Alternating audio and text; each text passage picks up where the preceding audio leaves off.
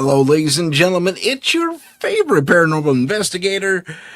My name's Tim Sedano. This is Paranormal Insight, and on today's show, we're kind of continuing. We're doing a part 2 with Kat Ward. Kat Ward is here with us today. I was on her show, and we did part 1, kind of open mic. We talked about a lot of stuff, and now this is also an open mic session, but we have kind of an idea of what we're going to talk about, but it should be a lot of fun. I'm looking forward to it. It's going to be a great conversation. Without further ado, please allow me to introduce you or reintroduce you to Kat Ward. Kat, welcome to the show. Oh, thank you so much for bringing me back. Well, I'm happy to have you back, as always. Let's dive right in. You had some initial questions about Appalachia. Yeah, I did. Please expound. And then you hear crickets. And then you want me to share? Yeah. Oh yeah. Yeah. Well, when I had you on my show, we talk about Appalachian Mountains, and it's just a topic that has always fascinated me. And I don't know, they just seem to have everything there. And our friend Vinnie Vineyard has filmed movies there, but I think you had mentioned he was on private property, got permission to film his movies there. So he did capture a couple of EVPs, and I can't remember what else, but I don't know why that. Didn't you see a full bodied something walking around the background? Yes, I think so. Yeah. Yes, you're right. I'm getting old. I can't remember. Yeah, me too. I'm surprised I remember that. Lordy. It's a freaking miracle. Well, it's just like, why does it seem to have everything there? You got UFOs, you got cryptids, you've got ghosts, everything. And it's so fascinating. And we kind of delved into that a little bit on my show, and come to find out, which I didn't know at the time, the mountains are like 400 million years old. Yeah, that range is insanely old, yeah. Yeah, and the mountains actually come up to Canada, which I didn't know at the time. And then my daughter actually informed me that they're also connect to Europe under the ocean. So I thought that was really, really interesting. So when we were Pangea, and then started to separate, did things from there stay over here? Like, I don't know. I'm sure it's a mishmash. I'd be surprised if it weren't. Yeah. So, I mean, I imagine that didn't happen like overnight. Right, exactly. I imagine that was a very slow process. Oh, yeah. But at the same time, eventually there was a gulf, like an ocean, as these different continents were drifting around. Yeah. So, So I would assume that there is a mishmash of, like, there's stuff that's native there, like trees. I know for a fact trees that are native to Europe are here natively along that coast, all the way up into Canada, actually. That's amazing. Yeah, it's crazy. It's bizarre stuff. And there's also fauna, all kinds of animals. Yeah, fauna. I said the right word. I had to think about that for a second. And there's all kinds of stuff that shouldn't transplant, that have over the. I'm sorry, this light is knocking into the wall, so let me adjust that real quick. Okay, there we go. But yeah, it's amazing. The whole area is fascinating. Not too far from Appalachia, does Kentucky touch Appalachia? I'm not too sure it does. I'm not too sure. It may on its eastern half. But they found very recently Egyptian artifacts. Yes.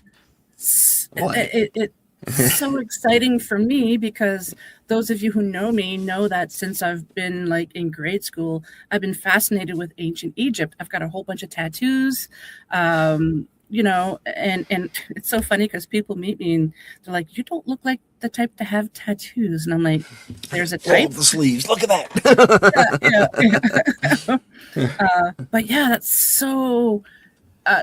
I'm just wondering if there's anything like that in Canada, and we just haven't discovered it. I'd be surprised if there weren't, because I know they found at least the foundations of a pyramid in Alaska like at the very southern part of Maine, the main, body of Alaska. Okay. So if it's there in Alaska, I imagine there's something else in Oh, for sure, yeah. Canada. I'd be surprised if there weren't. If I was physically fit, that would be a good expedition that I would absolutely love to go find. Same. Yeah. I may force myself to do it anyway and just have someone carry me around. Right? All right, Sherpa. Do they have Sherpas in Alaska? I don't know. We'll find out. But moving back to Appalachia, there's all kinds of craziness there. And I was watching one of the folks on the Instagram very recently. I think it was yesterday. He's saying, "Now I'm not that deep into the mountains," he says, and he says, "But I know I'm right at the edge. I mean, there's where I'm at, then there's real Appalachia." Yeah, real He Appalachia. says, I love that. still, I know stuff is watching me right now that isn't human, and I don't mean animals and bears and deer and stuff like that. That's certainly out there, but he says, I know better. Yep. Than to whistle at night, answer anything that calls out, because it's happened. I mean, this is on his own property out there too. Wow. Says, it's happened too many times. I have to look at that. He's on Instagram, you said? He's on Instagram. On this particular day, I think he was wearing either a brownish or reddish hat. Okay. But yeah. If I think I liked him too. If I can find the link, I'll send it to you. Yeah, please do. Yeah, my husband and I listen to a lot of like Reddit stories that are supposedly true from the Appalachians, and even law enforcement working in a certain area, and they're told, like, if you have to go to this particular house for whatever reason, if these things happen, either stay in the house or leave, or like, it's just so many different weird things. And I don't know if it's just the local people doing this to keep the outsiders out. Like, I don't think so, but I think so. I don't know. Think so. Like creating all these myths, and legends, Sure. but I don't know. Could well be. There's every possibility that those types of things. Oh, interesting. Sorry, I'm trying to look something up here. okay. There's every possibility that, it is a scare tactic, but at the same time, Vinnie's stories, along with other stories out there, including people we both know and trust, have put out, numerous tales in following that edict that you don't whistle in the dark at night, especially out there, because something will whistle back. And that's the whole warning that, well, I think you and I brought this up on your show, that there was that one creature lingering around outside that didn't look human. Yeah, I can't remember what it was though. Yeah. It was some rake-looking thing, but it wasn't. And I still have my notes. UFOs, portals. Stand by. and she looks that up. Sorry, folks. It's not Mothman. What was it?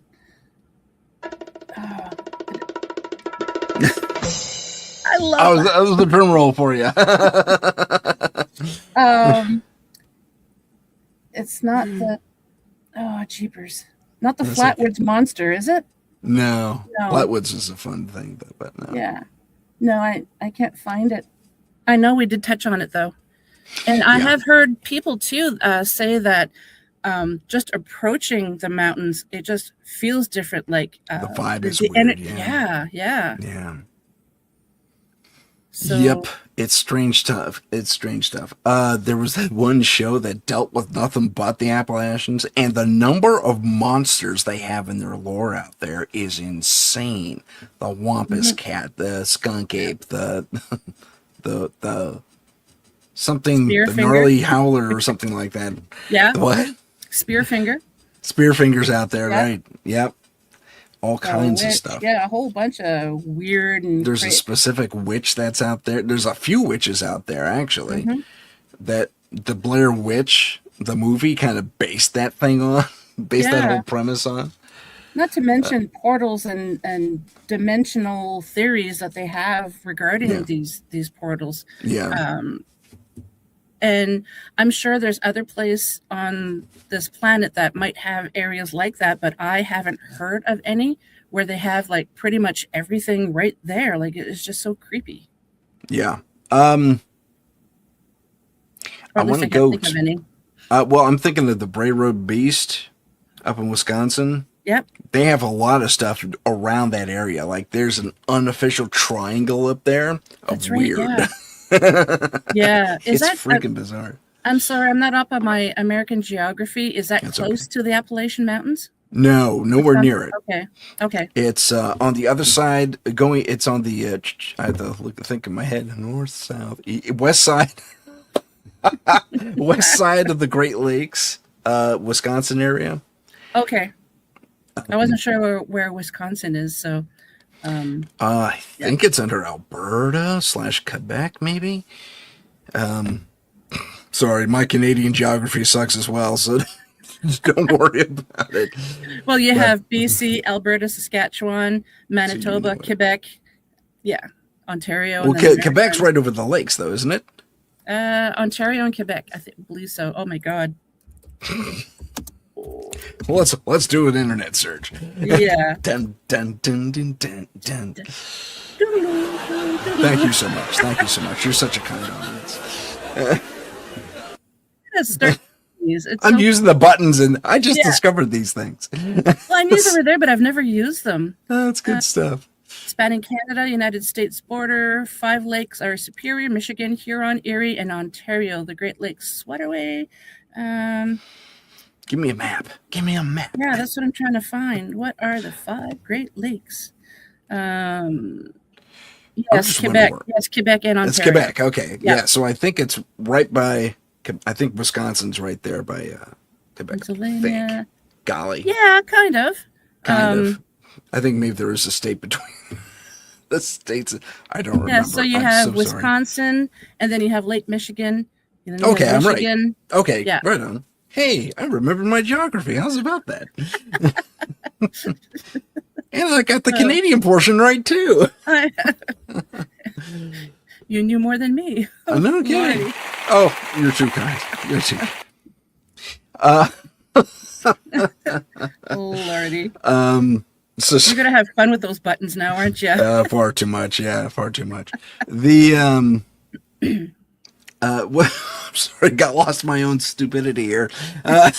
We're talking about Wisconsin. Wisconsin, right? Every Brave time I Beast. think of Wisconsin, I think of my friend Jay Bachochin. He's done a couple of biographies. I don't know if you had Jay on your show. He's done a few documentaries. Sorry, Finding Jay. He goes into the Wisconsin forest. I can't remember exactly where, and he's looking for Bigfoot. He's done, I think, 3. I can't remember now. Books? But documentaries. Oh, okay, good for him. Yeah. I remember when I had him on the first time, I had to ask him if he had Canadian relatives that he knew about because he really looked like one of my uncles who sadly passed many years ago. And when I sent him a picture, he's like, wow. I'm like, yeah, see? It's just the bright blue eyes and just, yeah. It Gotcha. was amazing. Yeah. Okay. That's cool. Yeah. So do you have anything in particular that's your favorite part about the Appalachian Mountains? Oh, gosh. There's so many. There are. Golly.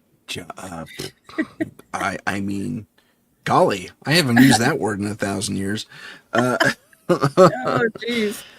But I guess I'm using it now. Yeah, it's weird how certain words just work their way back into your vernacular, you know, your lexicon. Freaking crazy. Anyway, best favorite part of Appalachia, like as far as the things that are there. Things are there. Okay, gotcha. Ooh, you ask good questions. You ask really good questions. For me, I think it has to be Spearfinger. Okay. just because of Vinnie. I had heard a little bit about Spearfinger, and then of course I watched his movie. You guys really have to check him out. He's under comedy horror, I think. He is he's such a funny guy. Oh my god, charismatic. Don't tell him I said that. But yeah, when he told me about Spearfinger, I was like, Vinny's the best. He's pretty awesome. He is. Yeah, I didn't know that much. I had heard of it, but I didn't really know what the legend was. So after I did a little bit of research after watching his movie, it's like, this is interesting. Is it Vinnie Vincent? Vinnie Vineyard. Vineyard. I knew that. I was testing you. Oh, thank you. I passed. Good job. Good job. Thank you. I'm just a dingbat. That's okay. I'm trying to find his movies. Valentine. Nope, that's not Vinny. He didn't do Hallmark stuff. Well, here's one of them called The Hike. I was just gonna promote him. Yes, that's the one. That's I believe that was his first one. Yep. Mm-hmm. Okay, open in a new tab. And it took me forever to be able to watch his movies because I think they were available on Amazon, but they weren't available on Amazon Canada.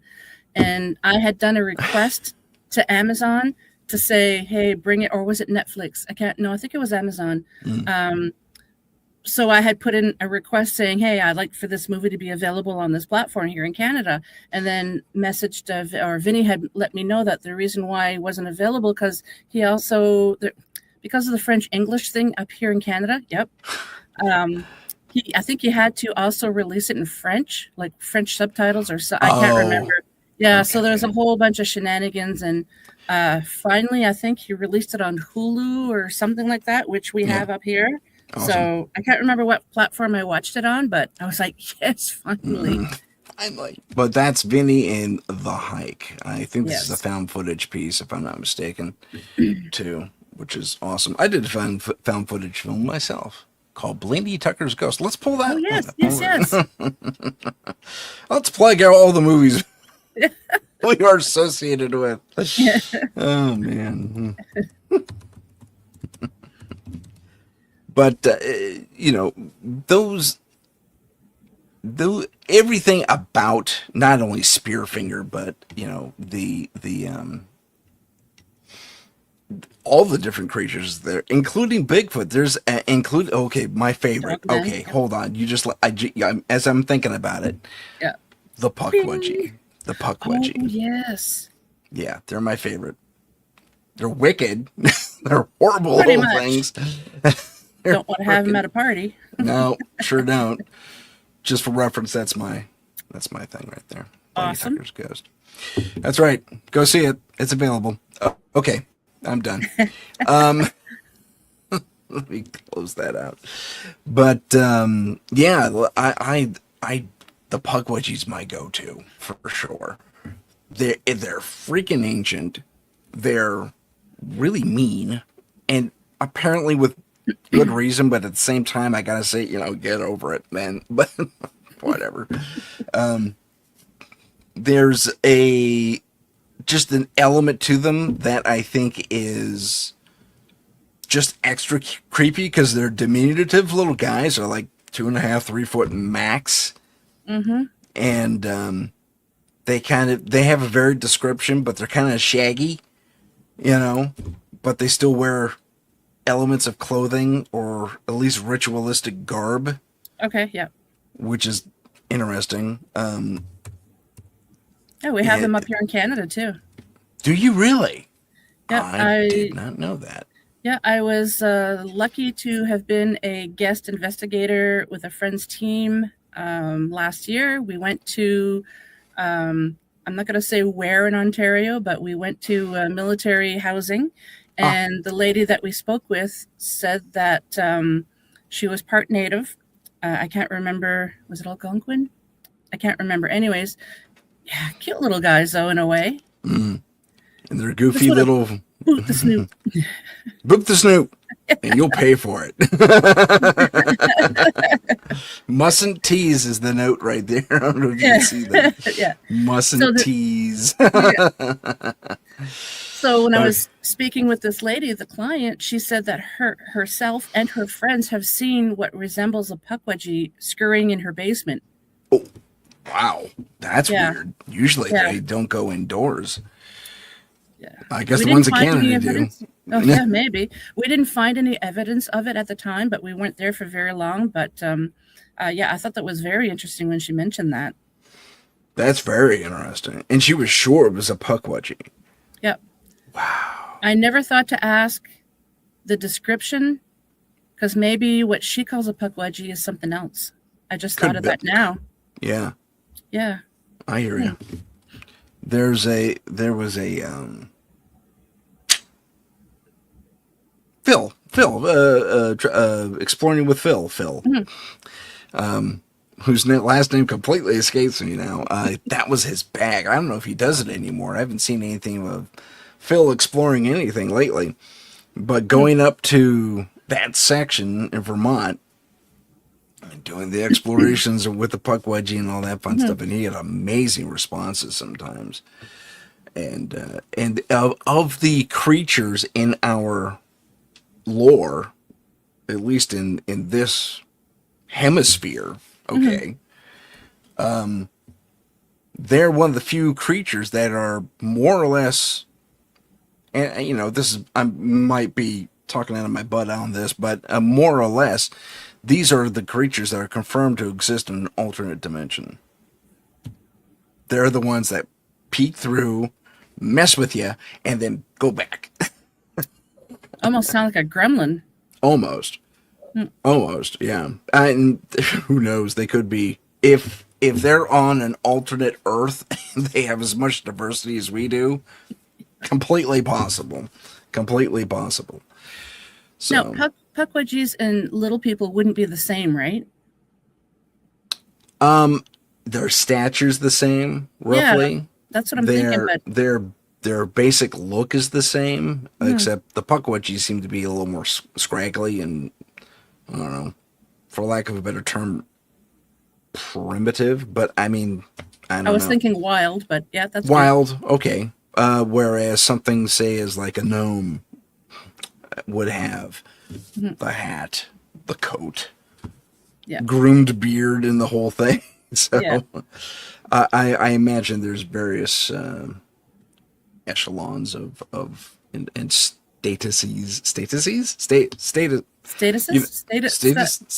Yeah. Oh my gosh. I'm going to go back to diverse. There's a diverse thing there. When words leave your brain. How about this? More than one status. More than one status. Just like, exactly. Oh, Lordy. Perhaps some waters will help. But there was a huge disparity between a lot of these. I guess we'll call them. I mean, it could be an American version of a fey creature. We don't know. Yeah. I mean, never even thought of that. Yeah.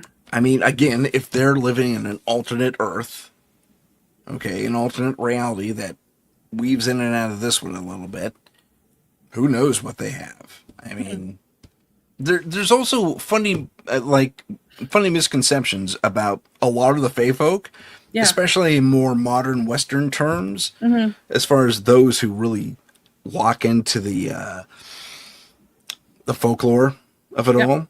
That fairies are little tiny things that fly around on wings. No, they're not. They're human size.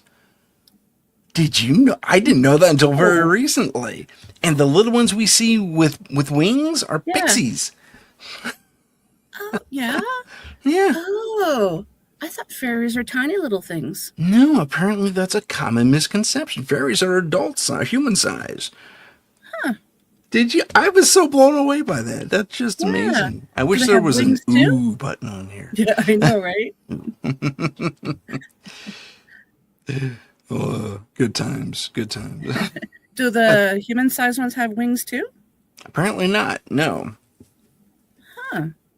I'm going to have to talk to my friend Ron crypto guru Murphy, because he knows a lot about Fae and cryptid. Like he's so well versed on all that, all those. Call him things. up. Let's get him on the show right now. Yeah. I'll hit pause. Oh, that would be fun. I wish we could just dial people up and, hey, answer this question. That'd be Wouldn't fun. it be nice? That would be very nice.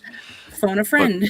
But people are busy. But anyway, now, okay, kind of a divergent, but not really. There's that guy in England in the middle of the English forest there. Have you seen this guy? I don't know. And he has an ongoing kind of semi-relationship with a group of, he calls them pixies, but they're more like little tiny elfy gnome dudes. Okay. You know, but they're more primitive, like the Pukwudgie. Okay. In their makeup, you know. They use spears and bows and stuff, but they're super small. And I mean, by and large, it looks like a really, really good puppet show. Like someone really took the time to build these things. But at the same time, their movement is so organic looking. And if it's CG, some of the best CG I've seen, honestly. Yeah. I wish I had in fact, I think maybe I do. Let me scan my computer as I continue to talk about it. But there's again, the organics of these little guys is something to behold. They're just amazing. Let's see, pixies. As I type it in. Makes me wonder of all these creatures that some of them. Yep, that's it. Are more primitive. I wonder if it's probably no different than humans on the planet. I mean, you have some tribes of people that, you know, they don't have electricity or anything like that. They still hunt with spears and bows and things like that, you know. Yep. So it might be the same with these creatures. Could very well be. It could very well be. Let me share my screen real quick, and then I will scoot to the appropriate section. Actually, let me get there real quick. So there's this. I'll give you a quick little preview of what this guy looks like. It's this guy. Oh, no, I don't think I have. Really? He's a Santa Claus looking fella. And as we go to it, he takes us through the land. It's a beautiful place. I mean, I love it. Wow, yeah. It's a beautiful place. But and there's a little guy right there. We're going to watch him scurry around a little bit. He's right here in the middle of the screen. See him? Okay, yep. Now, the shadow is correct on these things. He spots another one center right here, kind of watching everything. See him ducking in and out. Yeah. Yeah. I mean, if this is CGI, it's amazing. It is some of the most amazing stuff. The camera shake is there. The shadow and the lighting are absolutely spot on. Okay, the focus correction is spot on. I mean, as far as... There's Santa Claus again. Sorry, let me get to more of these guys. But there he is. But, I mean, it's just amazing. Look at these guys. See, they're wearing skins and... It's just really crazy stuff. You're right with the movement. It's too fluid to be so CGI fluid. Because like AI and all that, even now, like they're still just a little choppy. You know what I mean? Yeah, something's something very not right. Inorganic about it all. Yeah. It's really amazing. But I mean, I'm gonna roll back to that footage. Do you know how old this is? Off the top of my head, I don't. I want to say 05 at most. But, I mean, look at the camera movement, the jankiness of the camera, the focus problem they had before, and that little creature's just doing his thing. And it actually moves like a little animal. It does look like a little animal, but, I mean, he's got skins on, you know? Yeah. And there's another section on here, let me see if I can find it, where they're carrying spears and all kinds of different things. It's maybe I've hit the end of it, but this is him describing the various habitats they occupy, and he goes into it a little bit. But I mean, if I can get back to that one section where the focus goes wonky, Oh, there it is. Oh, I found it. I'm so happy I found it. Okay, so I'm going to hit play. I want everyone to watch this. The focus goes wonky, and that guy goes out of focus with the background in the right spot. As a filmmaker, I know this stuff. Yeah. So those wouldn't be brownies, would they? They might be brownies. I didn't even consider that. He called them pixies. Yeah. But they might be brownies. I keep thinking of the old movie Willow, and they had the little brownies. Like, they're so funny. Yeah. With the mouse as a... That's great. So, yeah, that was fascinating. Yeah. I wish I could... His last name's Sculva, I think. Scuva. And... Scuva, Victor Alpha. Okay. Oh, okay, sorry. Sierra, Charlie, uniform. Yeah, sorry. Sierra, Charlie, Alpha, Lima. Lima. Victor Alpha. Sculva. Got it. Okay. Okay, cool. I keep forgetting the phonetics. Yeah, I do. Ex-military guy here. Yeah. I've known them since I was a kid because my dad is a ham radio operator, and it's just something that I've always known.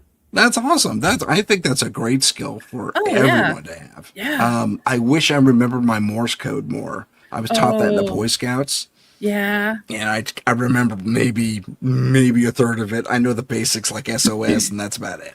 Yeah, and I know 3 dits, 4 dits, 2 dits, and a da. Do you get me? Yeah, I took a ham radio class as well, and I was 15 words a minute qualified. So many years. I was like a late teens, early 20s, I think. No, maybe later than that. Anyways, I think it was in my 20s, but yeah, I did know Morse code, but I don't know. I was able to send much faster than receiving. Go slower. I have to go off topic for a second. So my dad, when he was learning, I think he was doing a test, and the word was frequency. And when you make a mistake, you have to go and start the word all over again. Yeah, he would almost get to the end, make a mistake, then go back, start again with the F, R. Yeah, I just keep thinking of that. Oh, man, that reminds me of the test we had to take in the Boy Scouts. Yeah. But for us, we weren't using an electronic thing. We were using just a stick on on the thing. And it was still, was it the and it was painful. Oh, yeah. Huh? Was it the pallets where you can kind of go like left to right, or was it the actual? No, it was literally a stick.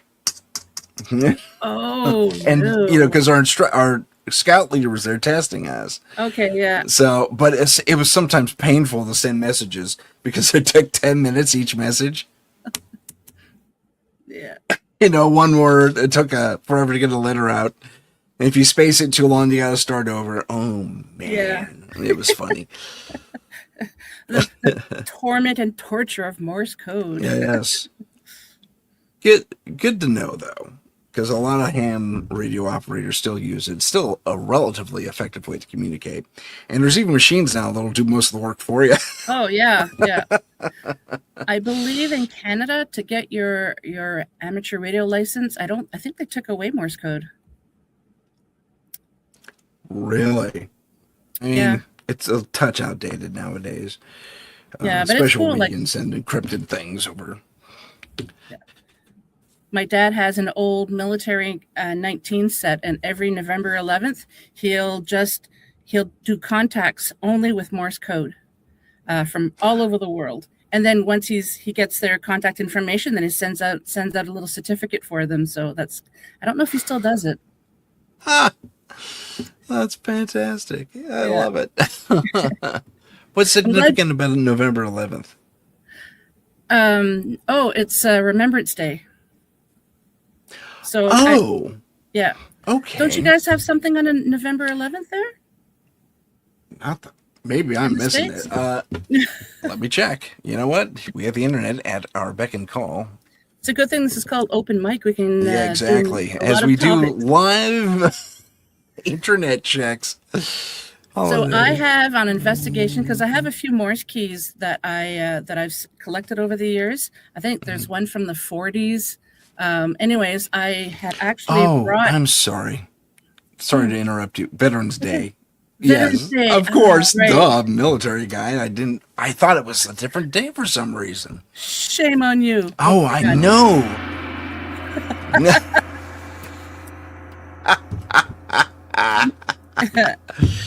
I see you can add sounds to it as well. Yeah, so, there's a boo sound you can add to it too. There's a boo. Yeah, I'll add the boo so we can have that. Sorry. I'm so sorry. I know Brian Bowden has one where it's Al saying, "Can I say the BS word? Is that okay?" On this show? No. Yeah. No? Okay, I didn't think so. So it's just Al Santorica going, and then he just says BS. But if you know Al, he's got he's got this Bronx accent, right. Yeah, he's funny. I love those guys. But yeah, when he has that ready, if you think somebody's calling bullshit, he'll push. Well, sorry. Oh, and then you said the word anyway. Well, that's it. Said it. I'm sending you the FCC fine. Crap. No, that's okay. Yeah. It doesn't matter. It's fine. Joe does it all the time, so don't worry about it. How does he not get banned? But that's Joe. He's the owner. Yeah, but they still, if they ding him, they ding him. Yeah. Oh, yeah, that's true. No, I was saying that on investigations, when I used to be really active in investigating, I used to bring my little Morse key with me and I would position it with one of the cameras. Mm-hmm. And I've never had any hits on it, but I was hoping, because I've heard of some paranormal investigators using different equipment that's not really like traditional paranormal equipment. Yeah. And I thought that's a brilliant idea. And I had it hooked up to a little speaker. So if it actually would go off, you could actually see the little button going up and down, but you could also hear it because it was plugged into a little speaker. Nice. That my father actually built for me. So he's brilliant when it comes to stuff like that. So cool. Haven't had any hits yet, but still. You know what I recently discovered, which I wish I knew about back in the day when I was doing more back-to-back investigations, was the use of a bell. Never knew that before. Huh, yeah. Yeah. And it could be just about any bell. A ringy bell, like a manual one, it's a good one. They also use the desktop get your attention, bell. Yeah. It's so funny. Here at my work at the hotel, we have one of those bells. Yeah. And everybody, it's so funny. If I'm in the back and then you hear the little ding, and then you hear them stop it right away, and then you go to the front, they're like, I'm sorry. It's like, well, that's what, like, typical Canadian, Yeah. Well, so I'm like, that's what it's there for, so I can hear that you're here. Right, exactly. Yeah, I don't know what it is about down here, at least in California, or at least in my area. Hate that thing. Just can't stand it.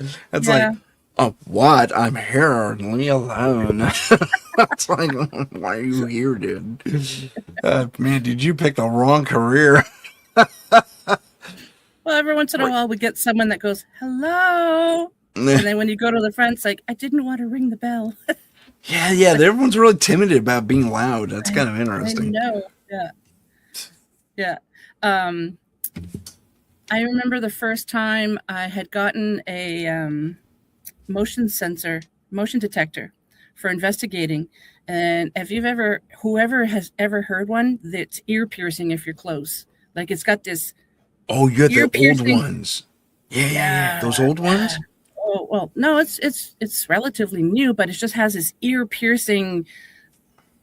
Like, I can't even just. Right. It just goes on. Anyway, so first time that we used it was a learning. It's something that we all learned. Okay. So the client told us that there was activity in this certain part of the basement. Okay, fine. I set up the motion detector, but with no camera. So of course it went off several times, and they didn't have any pets. Okay. And afterwards, it's just like, oh, we should have set up a video camera there. Yeah. Never even thought. After that, we did. Yeah. But yeah, I was like, oh, it worked very well, but yeah. Yeah. There was a case I had only one camera on, and it's probably one of my biggest cases ever. And it was everything to keep that camera in the right place at the right time. In fact, we missed something huge, which was this dog bowl, big one too. One of those, they got the 10 pounds of food and water jugs that are screwed in upside down kind of a deal. Yeah. Filled. So they have some weight to them, right? Yeah. And this thing moved on its own. We all heard it. I mean, it wasn't on camera. And went right to the exact center of the kitchen. It was just amazing. Wow. But, I mean, if we had it on camera, different story. It would have been better. Then you'd be able to show the proof. Exactly. Yeah, Here, we caught this. When my client was there. I don't know, you have this problem or not? I'm asking. I completely misspoke on that too. Do you have this problem or not? Or did you, when you were doing your investigations, was telling your clients to get out because you can't do it? Get out while we investigate. We did with some clients. Were you able to do that, really? Yeah, especially in the beginning when we first started. But after a while, it's like no, we're going to get you to stay. But what we would do is we'd give them like an EMF detector or something. It's like they're part of the investigation, right? And they absolutely love that. There was this one investigation though that we did, and it was so irritating. When we got there, the client had a bunch of friends there. They're all drinking beer, and they're like, "We love the paranormal shows." It's like, okay, they turned it into a party. Yeah, like they were their personal like. Maybe we could, how you have clowns for birthday parties? Maybe we could do that with paranormal investigators. I don't know. Sure. But anyways, so we had to tell them, is there a ghost here yet? Yeah. Spirits here, but not the kind that you were looking for. Yeah, exactly. But, wrong kind of spirits, buddy. Yeah, so we had to tell them, like, only the client. We usually ask for children to leave, though. Like, can you find someone, like, if they have children, we would say, do you have someplace that that someone could watch the children overnight or whatever. Excuse me. But yeah, they wanted to watch us in action, and we're like, no, it's going to contaminate because there's too many people. And then so we said, just the client, please. Right. Okay, well, we'll go peek through the windows. No, that's contamination because we might think we got a ghost in the window, and we didn't. Right. So we had to take a whole bunch of garbage bags and tape them over every window. Really? Yeah. Crazy. Yeah. Stuff. And then they had the nerve, our lead investigator, she had I can't remember what type of vehicle that she had, but at one point she went outside to get something, and they're all leaning up against her vehicle drinking beer, and she goes, "Could you not touch my car?" Like, and they're like, "What do you mean?" She's like, "Oh my God." Wow. Like, yeah. That's a horrible scenario. Jeez, yeah. But yeah, we've had scenarios like that where no, we can't have 6 other people coming in here that aren't part of the team. Like, right. I've never had the party happen to me, but I did have a number of clients. See, this is kind of the way it worked out. I did have this one case. In fact, it was JJ's first case. Oh, okay. JJ Rose 777, for those who don't know, is Love my paranormal JJ. partner. Love JJ. She's in Scary with me. And that all the clients, all the people living, there were like 5 or 6 people living in this place, this apartment. And, but they were all having experiences, so it kind of worked out. Okay. If you could use your clients as trigger objects, you're golden. And that's kind of what I did. Nice. That's what I've always done. It's like, okay, if you want to be part of this, if you want to be here, it could get really weird and scary, just so you know. I warn them. And they said, okay, it's all right. I've been dealing with it for a while. I think I'm okay. Or maybe nothing will happen. Oh, of course. Not a few cases, but or the cases that are the ones that they don't bug me because I'm glad I'm able to provide an answer, but at the same time you go in with a certain expectation and I'm a little disappointed, I guess is the proper way to put it. where you go into a thing, they're answering, this is before I had a questionnaire, by the way. Get a questionnaire, all you PIs out, all you PIs, paranormal investigators. Get a questionnaire put together so you can avoid these problems. But before I had a questionnaire, I just go, oh, ghosts, okay. I can't tell you how many times I walk into a house. We're hearing noises over here. We're hearing this over up there. It's in the attic. It's whatever. Mm-hmm. Pipes, rodents, or insects. And it happened a lot. Furnace. Oh, yeah, that kind of ventilation. Absolutely. Yeah. Absolutely. Oh, yeah. Good times. And it's like, no, dude, and I'd even go so far, at least the first couple of times, I'd fix their problem. Like I'd re-tap their pipe up against the wall or, brace it, bracket it there. One person had a rocky water heater, so I tightened up the metal tape. No way. It's like free plumbing. Hey, free plumbing. I'm not even a plumber. I'm surprised they let me do it. But it's just a matter of screwing stuff into a wall. I can handle that much. Yeah. Oh, and then there was this one guy who had weird creaking in his attic. And this is the insect one. He turns out he had massive termite issues, and his roof was basically about to fall off his house. Because I could hear it go, and with the wind, like the whole roof was being affected by the bellows of the wind. Wow. If it's that bad, you got problems. And then I finally saw the holes in the wood, and it's like, oh, come on. You need an exterminator. Yeah. Get it tented, my man. In fact, rebuild your house, because this thing's about to cave in on you. Yeah, probably or were they carpenter ants? Do you have those in the States? I know we have carpenter bees. Okay. Carpenter ants, we might. I'm not too sure. Probably do, and I'm just not aware. I'm aware of the little black ants and the army ants and those guys, and the red ants. Oh, yeah. Fire ants. We got those out here. Here too, yeah. Those suck. So just to show you, ladies and gentlemen, and anybody who's in the audience, just because you hear weird things in the walls doesn't mean it's paranormal. It could be bees even that have hives in there, because my husband and I have watched a lot of YouTube channels where people, they don't think it's paranormal, they just hear something funny in the walls, and then they bring in the beekeeper or exterminator, and then when they take the siding off of the wall or even the gyprock or whatever on the inside, you see all this, it's just like, oh, collect the honey. Yeah, man. I had that happen in my house, but I knew it wasn't ghosts right away, because it sounded like someone was doing a little jackhammer action in the attic. Go brrr, brrr, Yellow Jackets. Big freaking nest of them moved into my attic for no freaking reason.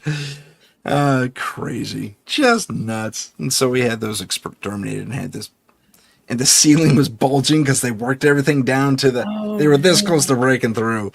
Wow. Can you imagine? You just say it's in your living room, you're just watching TV, and all of a sudden the ceiling collapses and you have all these. Yeah, it's bees. It's bee world. Yeah, that would be terrifying. It really would be horrible. Yeah, especially with yellow jackets. They don't sting you; they bite you. And it's painful. You get these horrible. Well, I've been bit by them before. That's how I know. But jeez, not cool. Not cool at all. Oh my goodness. So many fun times. Getting back to some paranormal equipment, is there anything that you haven't used that is not non-traditional that you would like to try at some point? Beside the bell, I'd like to try the like a real functional version of the SLS camera. Oh, okay, yeah. I've heard and seen a lot of interesting video come off that. There was that one, I think it's on Instagram. It's on super fast playback where this guy goes to sleep on his couch and he leaves his camera going, and this entity walks in and stands over him for the better part of his sleep, and then turns to the camera and walks towards the camera, and that's it. Wow. Yeah. There's no body there. It's just crazy. But the camera's recognizing a people shape, you know? Mm-hmm. Oh, that's messed up. But I'd love to see that. I mean, it seems to be functional to a functional piece of, not functional, I'm sorry. A proven piece of equipment. Yeah. Is that the Stickman? It's a Stickman, yeah. Yeah. We started using that towards the end of when we were really, really active, and it's very interesting because a lot of people say, "No, that's fake. You're just picking up, like, it's just not real." One of the investigations we did, I'm standing in the hall in front of one of the rooms. I think it was a laundry. I can't remember what room it was, but I could feel something on my left shoulder. I was getting like tingles, and I'm just like, okay. And I'm looking around going, okay, there's no air vents. Like, what is this? And then Katie goes, Kat? I'm like, yeah. And I'm like, there's something on my left shoulder, isn't there? She goes, yeah. It's just like, do, like I'm dancing on my shoulder. There. Yeah. And for a second, I was just like, oh God. It's almost like it's behind me, isn't it? It's like it's on my shoulder, isn't it? Yeah. Oh man! Yeah. And I can't lie. I kind of freaked out for a second, but I stood my ground, and I'm like, good for you. Okay. Did you? No, I should have. Yeah, that would have been funny. No, it just disappeared on its own. Okay. I just wonder if it went, oh no, they saw me. Poof, they see me. They see me. But it was really cool because I could kind of feel something. And then she says, yeah, there's something on your left shoulder. That's pretty cool to have that proof. Yeah. What do you think? What do you think about that?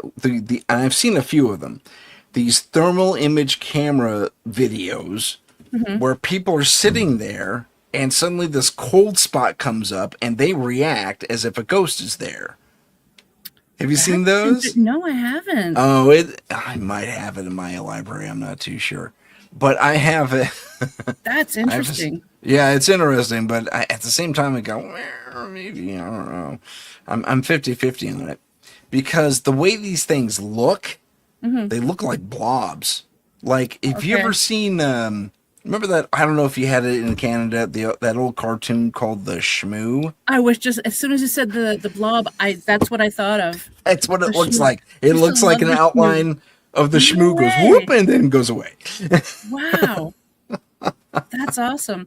And that's kind of cool too when you said the old cartoon, or no, I think you said cartoon after, but you said blob, and that's where my mind automatically went. Yeah. That's amazing. We're connected, Kat. We're connected. That we are. I remember in grade school we had to take like little square pieces of paper, different colors, and we had to like do a picture with them and like fill in with, and I did a shmoo. You kind of overlap them almost like dragon scale. Oh. Yeah, you just glue them on, It was a lot of fun, and yeah, I did a shmoo. Oh, that's neat. I have to see if that cartoon's available someplace. As I recall, it was kind of wacky. Oh, yeah. Anyway. Captain Caveman, all those. Oh, yeah. There was a whole hour of these things, and there was these little... Yep.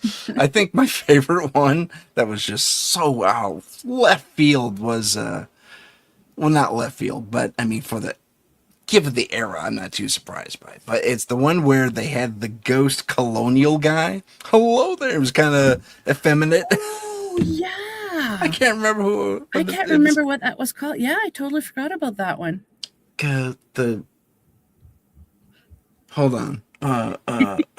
Shoot. I'm drawing a complete blank on it. Well, some of the audience is going to know what I'm talking about. Yeah. Please put it in the comments and let us know. Put it in the comments. Yeah, we're pre-recorded on this one. So yeah. Let us do an early station identification, just by a few minutes, and then we'll come back. Sound good? Sounds good. Okay. This is the United Public. Yep, I promise we'll take a break.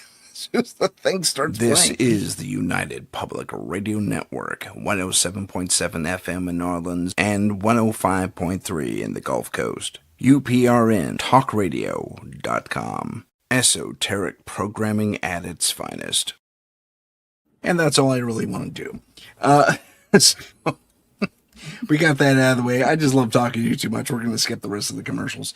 Thank you. And we bounce all over the place with topics. Oh yeah, it's all fantastic. The time. We're like figures. The topics are irrelevant, really. Not really, but I mean, the one that we were talking about the shmoo before and the various things. Do you find it interesting that we had a lot of paranormal superheroes as kids? Yeah, I never thought of that because there was Casper. Yep. See? Right Space there. Ghost. Yep. Space Ghost. Space Ghost was he was an alien, but still, you're on the right track. Yeah, it's an alien, yeah. He was Super Twins. They're aliens. Super Twins, Superman. I mean, pick most of our cartoon heroes. They're from outer space or something. Yeah. And it was, it's just bizarre. I mean, do you think that was predictive programming, or are we reading into things a little bit, or? I don't know. That's I never even thought of that. Huh. Maybe they're training us to be investigators. Could be. Well, look who our favorite investigators were. The Scooby Gang. You know? Yeah. Well, I mean, they were mine. Well, they were mine too. Yeah. I mean, it was nothing short of a lot of paranormal stuff. And then the one thing about the Scooby Gang is virtually none of their bad guys, their ghosty, ghouly guys were actual ghosts and ghouls. They wore masks or whatever. They wore masks and they flew around on wires and they solved it all at the end. I think there were a couple where they actually did meet like the occasional alien that was real or something like that. That was from another cartoon franchise or something like that. I think like from the very first ones, like what that I used to watch as a kid, and you probably did too, because I don't know how much younger you are from me, but anyways, the Scooby Gang. We're the same age. Okay. They didn't really have too many that were real, but then later on, I know when my kids were watching cartoons and they had like the new Scooby-Doos, there was one, what was that movie called? Spooky Island, I think it was. Scooby-Doo, was it Spooky Island? There's a lot of like Cajun things there, and they actually had ghosts. Like there really were ghosts, and they're just like, yeah. That's a bit of a departure. That's interesting. Yeah. That's my kids always preferred the retro cartoons than the newer ones. I get you. Yeah. The retro ones just had more to them. I don't know what it was. It wasn't the writing necessarily, although the writing was fine for kids anyway. Although, can you name the episode where Fred says, "Damn it"? I didn't know that happened. Yeah. Can you name it? Can you figure out which episode that is? No, I can't. The full line is "Damn it, Shaggy." No, I don't know. Episode 1. It's the only time it ever happened. Really? Yeah. Was it a mistake and they just kept it in? I wonder. I think it was the original premise of Scooby-Doo was similar to the Flintstones. It was originally meant for adults. Oh. So they were going to let a little bit of swearing slip in, but when they saw their demographic was mostly kids. Okay. But on accident. Wow, that's amazing. I have to look that up. But yeah. He says it once. He says, "Damn it, Shaggy. Knock it off," or something like that. Or grow up or something like that. Yeah. He chastises him from 1 degree to 1 degree. And see if I can do it there. The good old Scooby laugh. Oh, yes.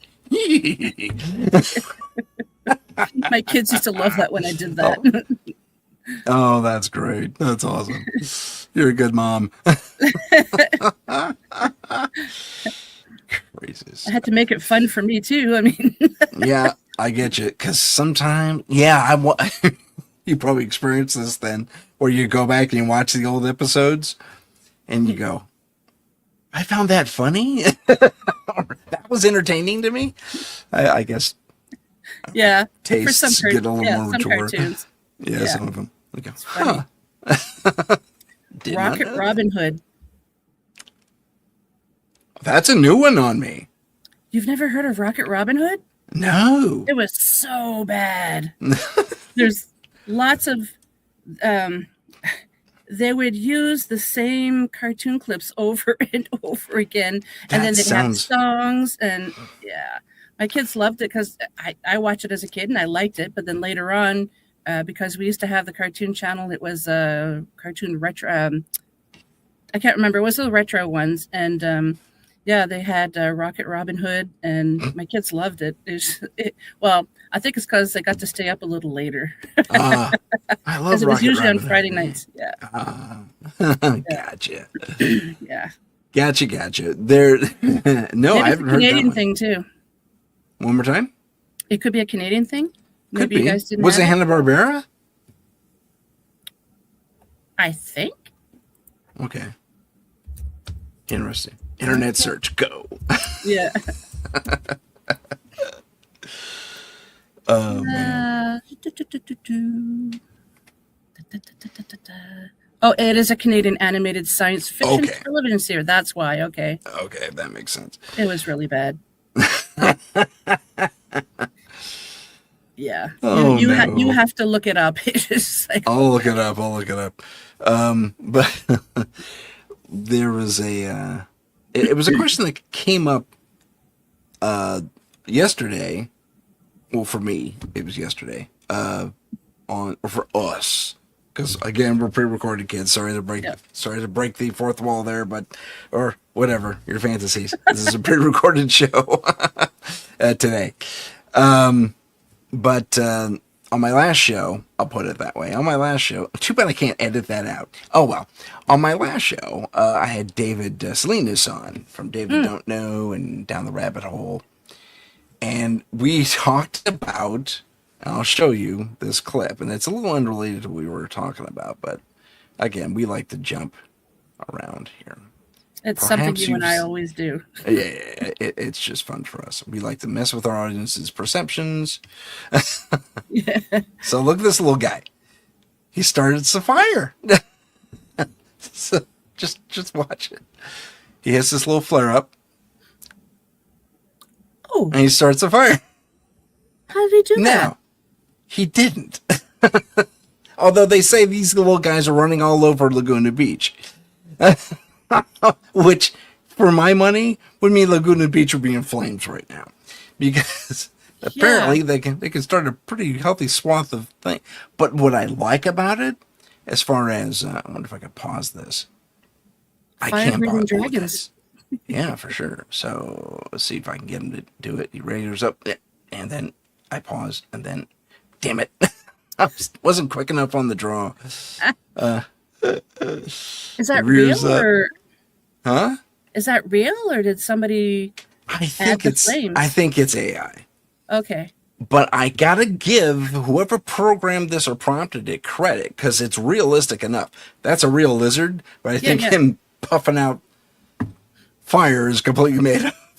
Well, maybe fire-breathing dragons actually exist, and It could be. I mean, there's a beetle. There's a beetle that'll spray something along the lines of tear gas to its predators. If it doesn't go very far, but it's super. It makes this little fart noise, beep, and little fart nose. and when predators trying to eat it, and basically it's pepper spray meets tear gas meets it's really, and it hurts them a lot. They get their tongues stick out. It's like they don't want it in their mouth. And so to have a creature like that can't, because this is just a spotted gecko, or not a gecko. It's not a gecko. Not a gecko. Maybe it is a gecko. I'm not too sure, but the fact that he spits flame is pretty intriguing. Now, the other thing I like about it, we'll just let it play. The other thing I like about it, as far as reality goes, is I want you to look at how the flames hit. They hit lightly, like you would expect. You know, there's not this gushing flame like you would expect from a real dragon. It's just whoosh. So if it's programmed, if it's CG, very, very well done. Because they got the elements just right, which is crucial. I think if anything, the reality is this lizard met another lizard, and whatever we did with the fire was superimposed. Okay, yeah. Unless this is the legitimate thing, which I'm very doubtful of, but it's still a fascinating clip. Yeah, because how close is it to some of the, like you think something would have caught on fire, maybe?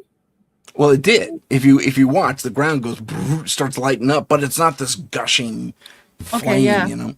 So if you look over here, watch them. Cute little... Whoosh. Okay, yeah. Maybe I'll do this. Nature is wild. So we'll I zoom have in. to delve into that to see if I want it to be real. Yeah, it's fascinating. Well, the other thing about it, if you watch the flame that comes out of the lizard, it's very localized. Yeah. It's like it's right here in front of his mouth, and yet everything beyond it catches. But there's a little bit, because you have a little bit of, you see a little bit of flame. Yeah, around. a little bit of flame crops up, and that's what I like about it, because it wasn't overt. It wasn't, too flamey. Yeah. For lack of a better term. Flamey. I mean, because, if you're going to sell this as a fire-breathing dragon, you expect that scream, that flamethrower effect, But whoever put this together did it right. Boof. Or they fed the thing gasoline, and who knows. Yeah, wow, this is amazing. But it's a fascinating clip, and it is. for an effect, it looks really realistic. It's very well done.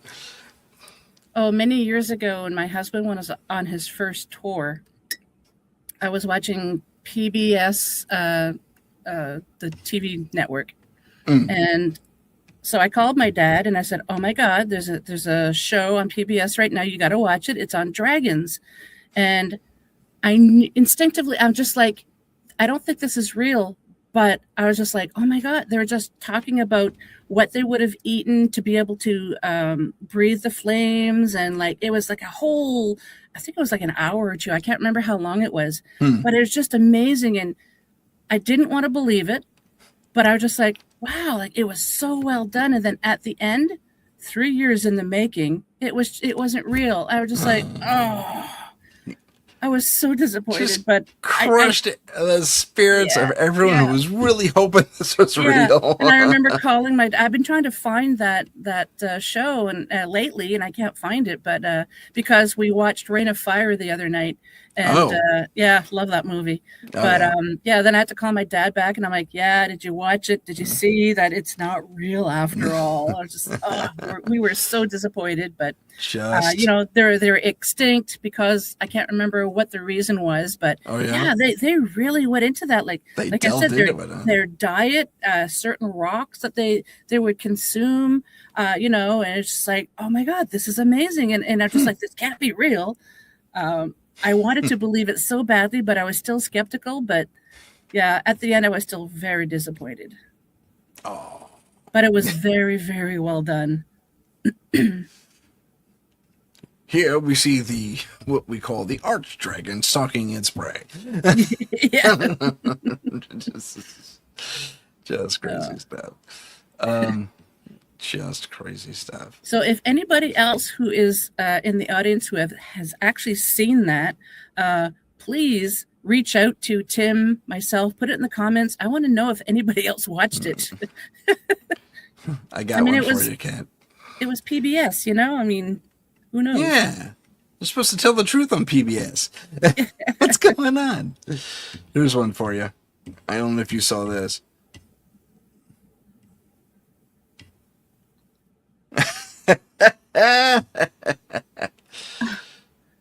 Wow, no, I haven't seen this. Yeah, that was pretty cool, I have to admit. So this guy sees this forest fire, and there's something moving around in the forest. And then they do that. No wisps coming off the wings, nothing like that, which you would expect from a big creature like that. Yeah. It would take some of the environment with it, especially flying through the plume. Yeah. So. See, and this is why it's good to have shows like this where you kind of dissect the footage and you're trying to see. Yeah. You're just trying to help other people realize. Bravo. Oh, yeah. Definitely. Bravo. It looks great. And then, but there's no plumes. He would have interrupted the airflow. Yeah, you think there would be a little flutter on the wings. Yeah. Instead he's gliding the whole time. I mean, my first couple of seconds, I'm just like, what? Yeah, that's cool. But of course, then I have to look further. But yeah. But I just thought I'd share that. I love dragons so much. Always have. Oh, Dragons did you see that thing on Instagram? This lady has this, I think JJ or somebody in the Fantastic Five group, I think, could have even been me, I don't know. I saw it on Instagram, I can't remember. This lady has this neurological... Yes. Where she sees people as dragons. It's just like, what? I think she outgrew it, actually. She used to. Wow. But, I mean... And it has this really long, specialized Latin-based name. Yeah. But it's impressive That's nonetheless. Amazing. Yeah. Everybody's a dragon. Okay. Kind of cool. Like, was she really looking into a different dimension where people were actually dragons? Like, we don't know. True enough. I mean, it's fascinating. Some people will have been awakened to that type of thing. Some people were kind of born with it, like this lady was. Like, I think I mentioned before, one of my cousins gave birth. And when you're going through the process of being pregnant in women, as you well know, your frontal lobe adjusts incredibly. It's like it goes through a mutation, right? Becomes far more pronounced. And after that, after she gave birth, she was suddenly able to see the dead.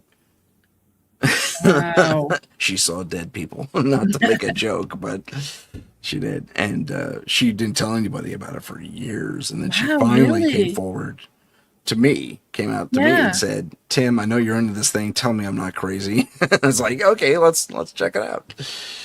And JJ helped her see what was going on. And I don't know what happened after that because we don't see and touch that often. But I wish we did.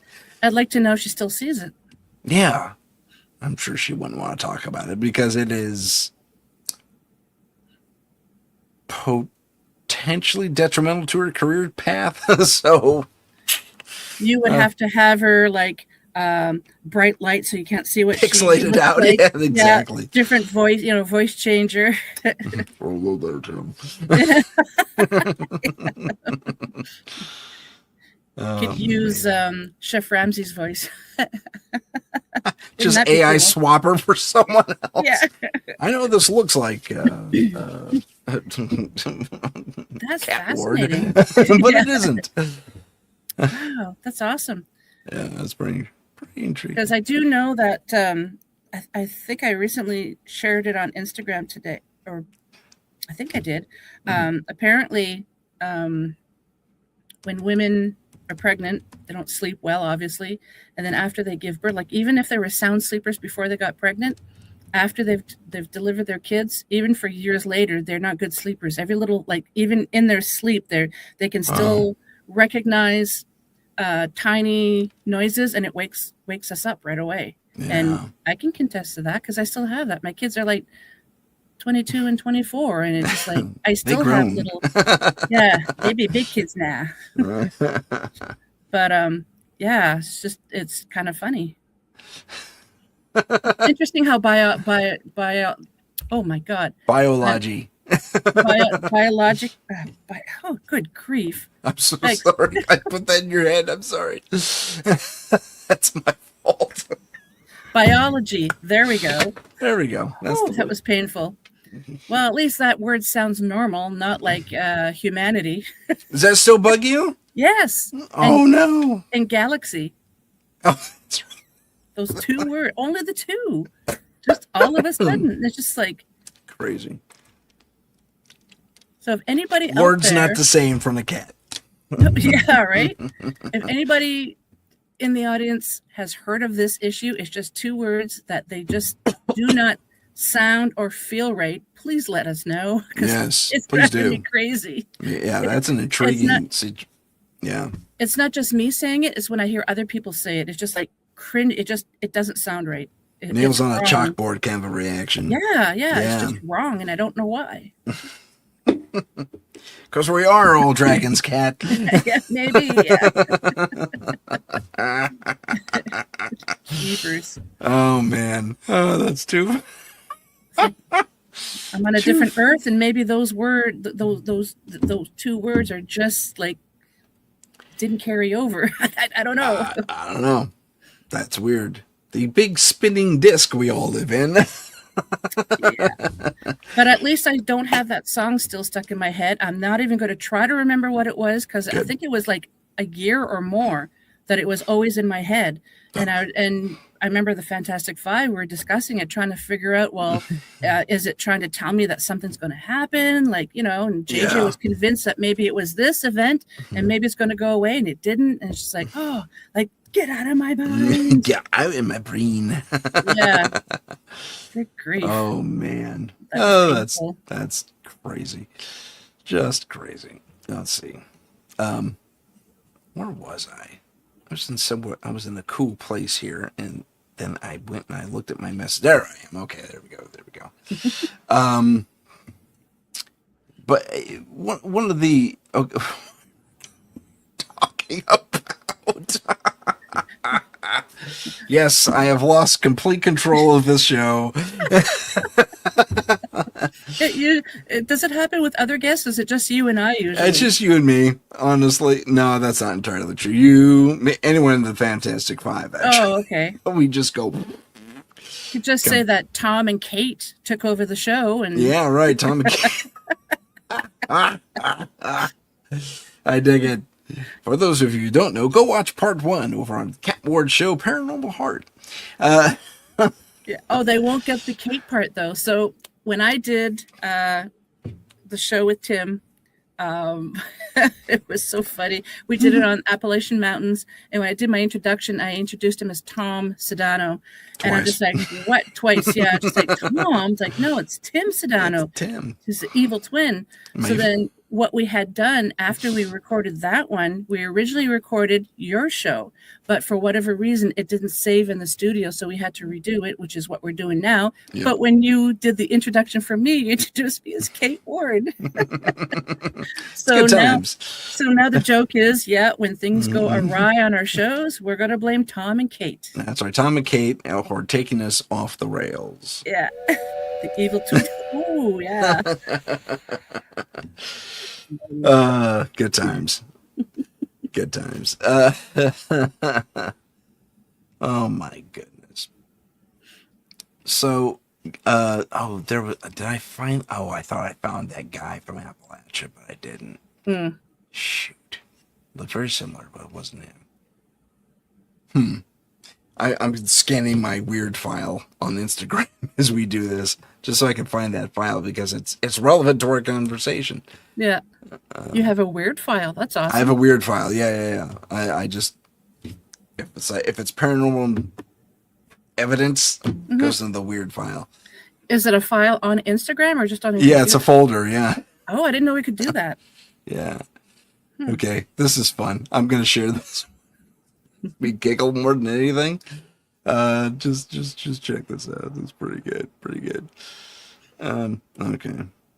So this is a Yeti that this guy finds wandering around. Oh. And then it sees him and starts trucking after him. And then cut. Why cut? Show us the rest. And here it is. It's on repeat. See, I think it was AI. I mean, kudos to the environmental stuff, but at the very end, he pops back to the beginning.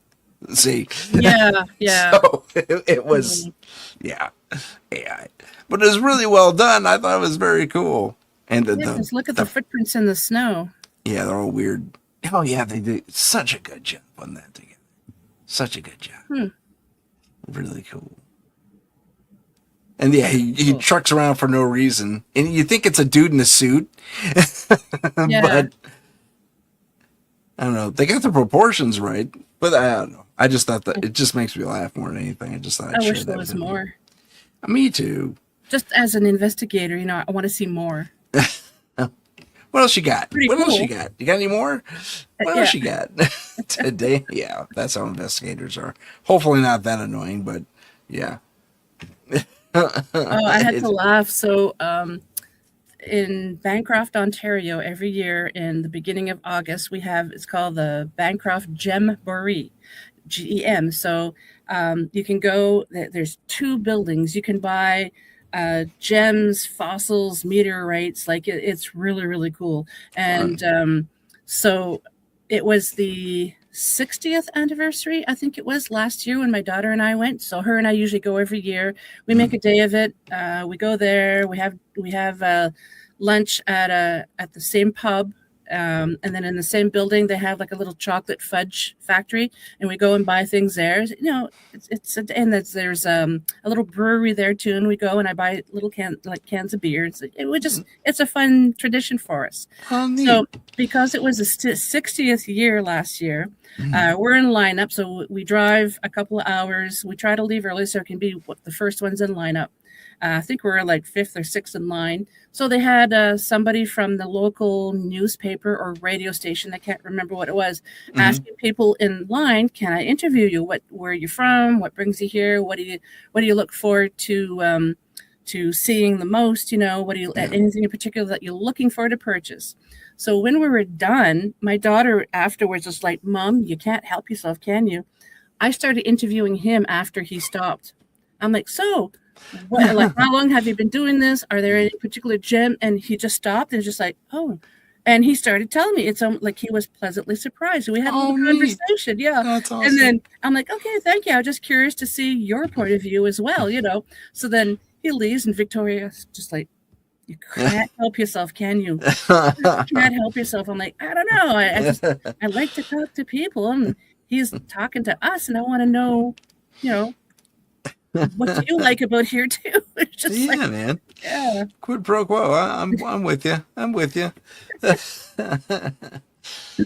There was when it comes to some of these ghost stories that show up on the Instagram, the internet in general, really, but some of them they're golden oldies. I mean, some of them they're finding a new life in the here and now, which is interesting. One of the ones I'm thinking of is where we have this little girl sitting on her bed, back to the door, and Dad walks in and says, whatever her name is, "You okay?"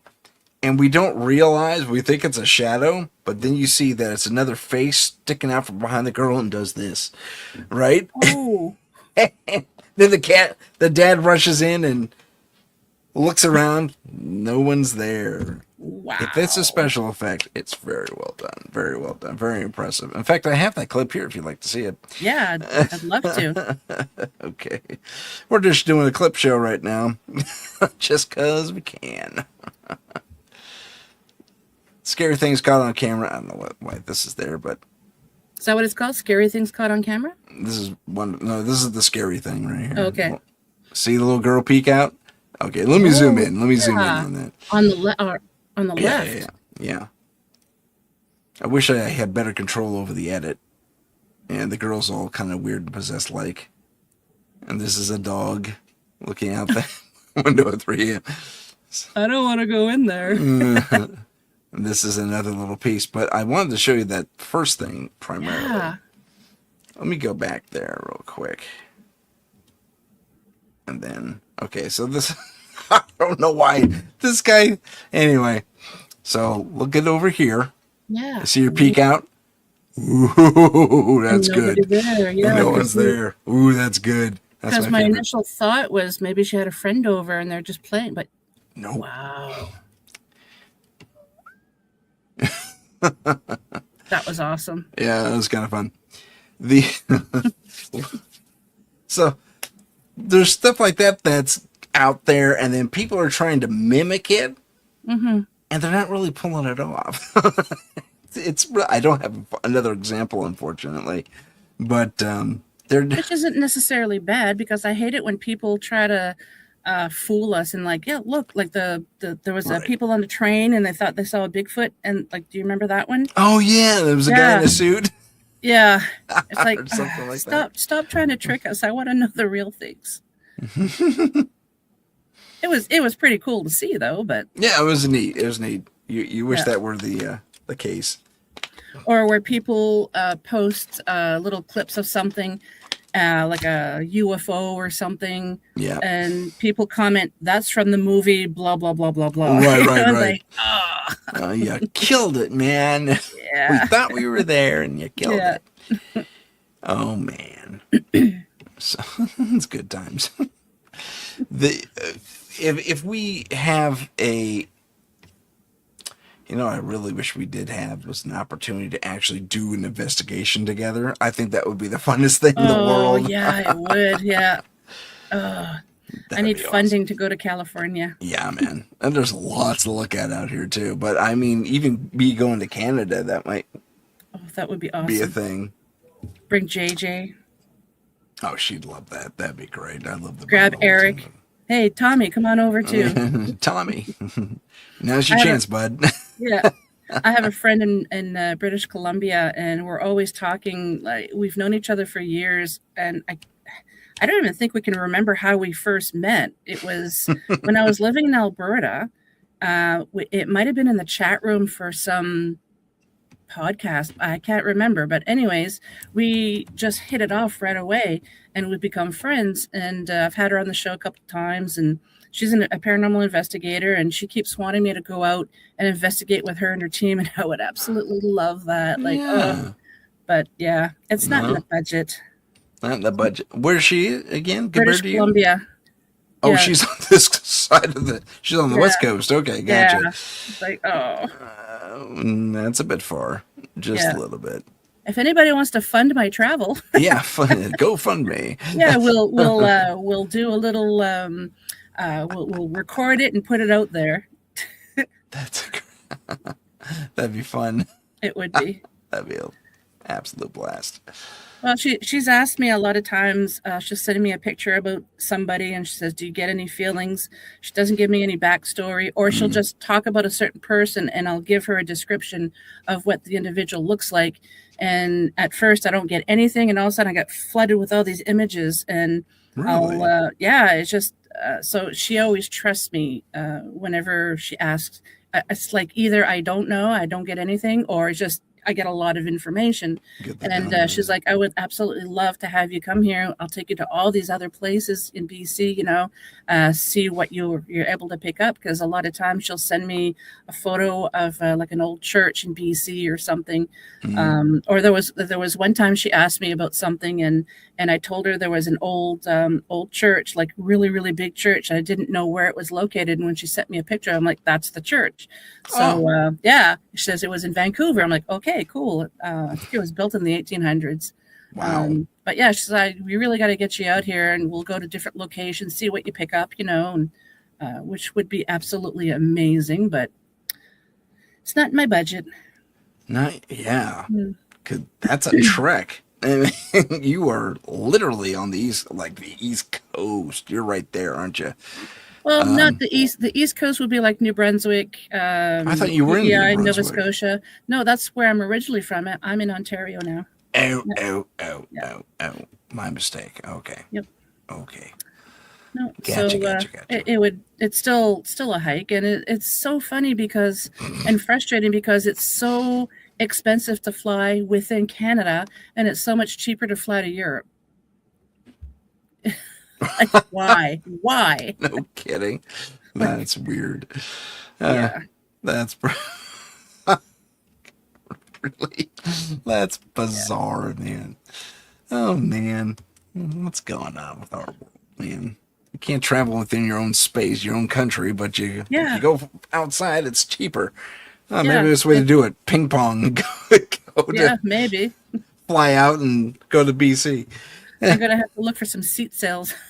There you go. See if I can fly out there. Oh man! If any of our audience has little travel tips on how to fly cheaply in Canada, Yeah. let her know. That would be wow. That'd be great. But still, I'd love for all of us to get there. The Fantastic Five has to get together. I think Eric should host it too. Yes. He's got room, right? He can host I've mentioned a few times too on my show that Joe should have a UPRN party and have all the hosts. He has to fly us all out though to New Orleans because I really want to go there. Oh yeah, big New Wouldn't that Orleans, be cool? big New Orleans hunt. Yeah, that'd be great. Yeah. That'd be really cool. Do a ghost hunt out there. Holy crap!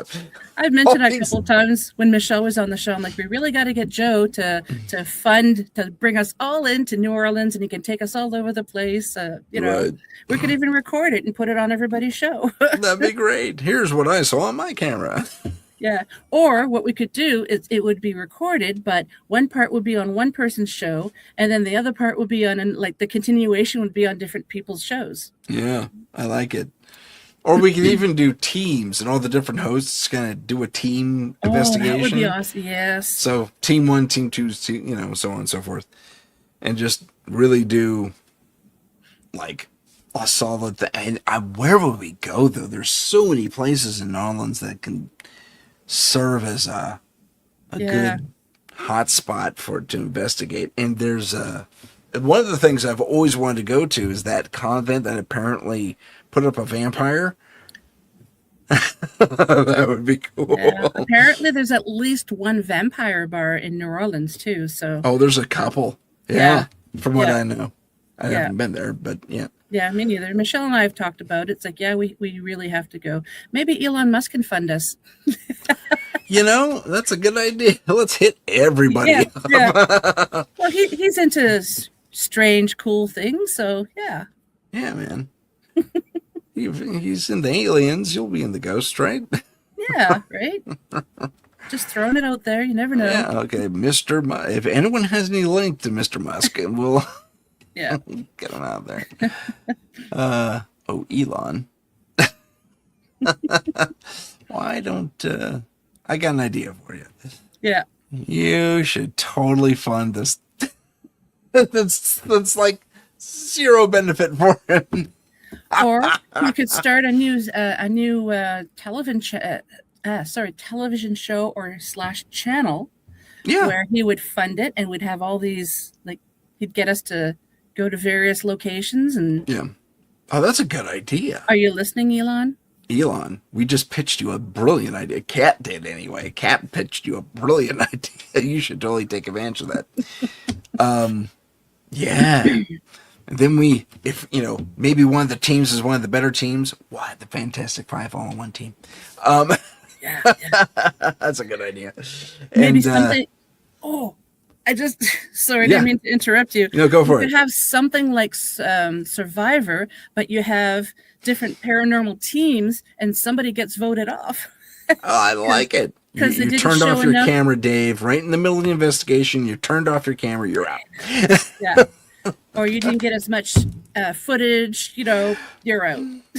It's like, yeah, exactly. Why are we speaking bizarre languages that don't make any sense? Have you seen that guy?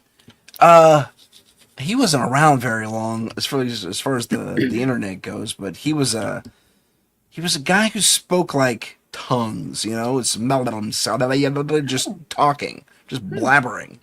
Nothing coherent, no language, not even ancient language. It's just somebody just, thought blurbering out of his blurbering. That's a new word, out of his mouth. And apparently, he was able to somehow communicate with the other side. And no one really believed him, and his methodology was kind of strange to begin with, and he didn't really have any set base he was working from. He kind of made the whole thing up himself, and maybe he was a genius, maybe he was just a wacko. I don't know. No offense to the crazy people out there, but I know a lot of people don't like that word. But it was he was very short-lived, but he was out there for a very short time. But did you ever hear this guy? No. I can't even remember his name. How long ago would that have been? Like the Maybe 2000s or before? Oh, before? Okay. Like 90.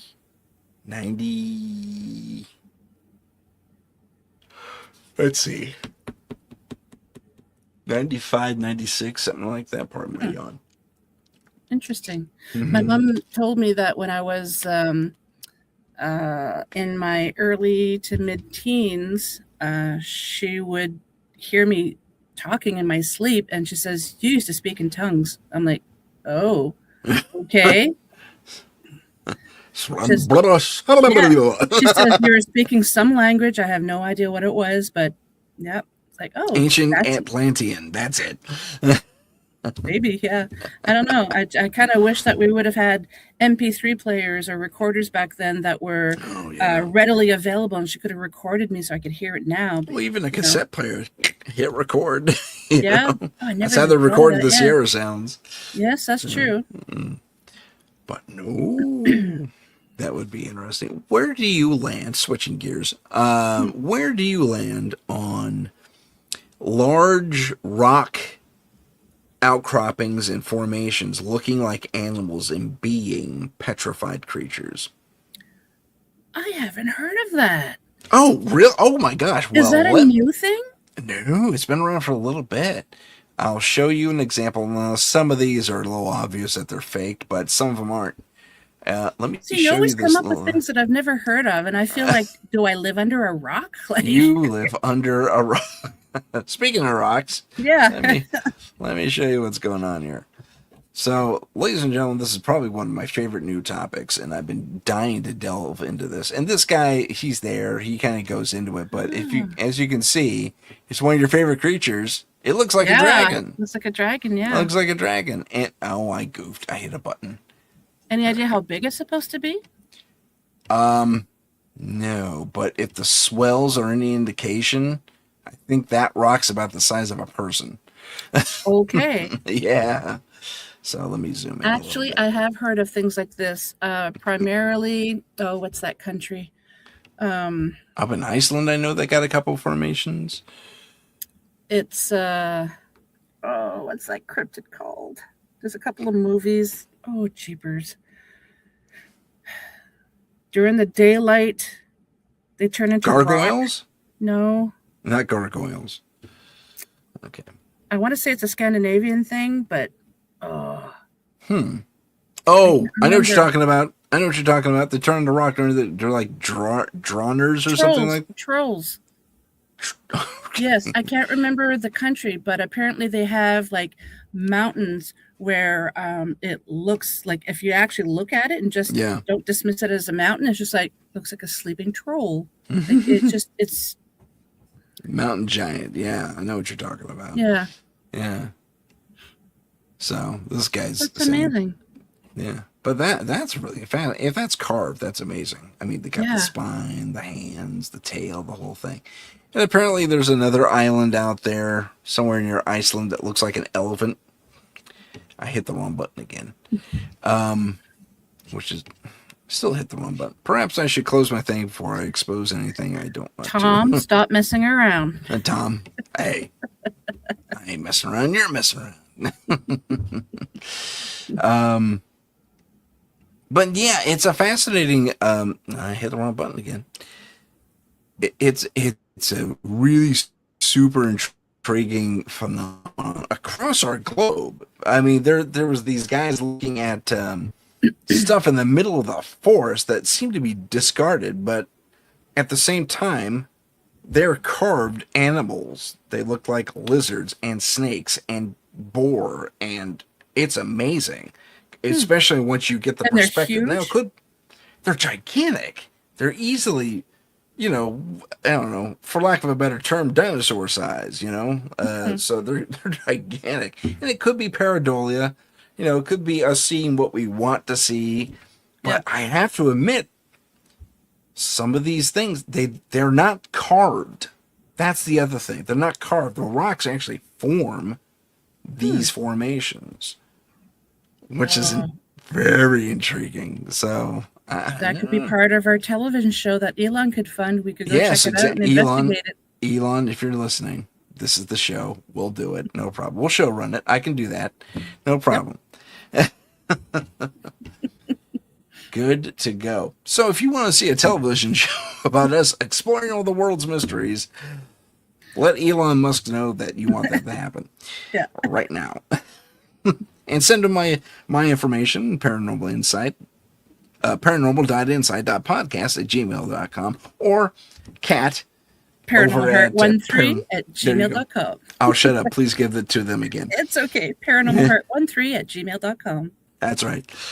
So either one of us, that'll be fine. We'll help. We'll produce it. That would be a bunch of fun. Can you imagine? Oh, that'd be so much fun. Put that out in the universe. Come on, Elon. Man. Go get them. I like it. The Paranormal Show. What would we call that show? Dun dun dun dun dun. I was just thinking. Bottom. I don't know. The Fantastic Five. Oh, of course, the Fantastic Five. I didn't even think of it. How dare you? It writes itself, man. It's great. Elon, I'm telling you, we got a show here, man. Forget that beast guy. No, we'll do this. We'll do this. Hey, maybe he can hook us up to go explore the South Pole. Oh, that would be cool. That'd be super cool. Put it all to rest once and for all. What's that? Where do you stand on the South Pole thing? Oh, I think there's something there, and it's just frozen over. But what it is, I'm not quite sure. But it is fast. Like when they first started talking about global warming, and the poles melting and everything, and even people used to think I was crazy saying this. And now they're like, well, because I'm like, that's not necessarily a good thing, because all the old bacteria and everything that's frozen in there that we don't know, that we've never seen as a species, it's going to be released, and there's going to be all these sicknesses, that, and we don't have any cures for them. Even the CDC probably wouldn't have it. So I'm thinking, and everybody's like, oh, you're crazy. And now it's just like, how do you like me now? I don't think you're crazy. They're actually worried about that. There's a legitimate concern about that out there. Definitely, yeah. So, because not there's so even crazy, Kat. Thank you. You heard it here first, folks. That's right. Cat's not so crazy. Not so crazy. Sorry, I didn't think about those words until. That's okay. But I mean, there's even like some beetles, like and that even if they're frozen, when they thaw, they'll come back. Like there's things that you just can't kill off easily. Yeah. We don't know what's frozen there. You've heard about frogs and stuff being found in the middle of stones. Yeah. And then they go jumping away. It's like, it's amazing. So and is it scorpions that can survive a nuclear? Roaches. Roaches too. Probably scorpions. I wouldn't be surprised about scorpions, but probably roaches too. Roaches. So yeah, sure. We don't know what's there that's going to be released. And there's these worms in the lava tubes underwater that can. I mean, if they were sitting next to the sun, they wouldn't burn. I mean, they're really resilient. It's pretty crazy. The life on this planet is super adaptive, and maybe we will be too. I don't know, but it's I don't know. Yeah, that is something to be concerned about with the scrap issues and all that. Yeah, I like to listen to a lot of sci-fi stories on YouTube where they talk about humans that we seem squishy and non-threatening, but then it's like, oh wow, like they're from a death planet, There's so many things that could kill you, but they survive. Like they Yeah, thrive. right. We're pretty resilient. Surprisingly resilient. Yeah. Oh man, that was. There's just so much out there that we could tackle. What a great idea, though. The Fantastic Five on the road, that investigating stuff, that'd be great. That would be fantastic. Well, just fantastic. I'll stand in a circle, put our hands in. Yeah. 5. Yeah, 5. Man, 2. Wouldn't it be funny though if we did get contacted by somebody? That'd be great. I'm all over it. I yeah. mean, I'm not to take anything away from anyone else in the group, but I'm probably the best contact because I'm in the film business. Well, yeah, exactly. And then you'll just trickle the information to the rest of us. I'll just get it out to you. I was like, let's get everyone on a conference call right now. Hey, you want to be on TV? Yes, you do.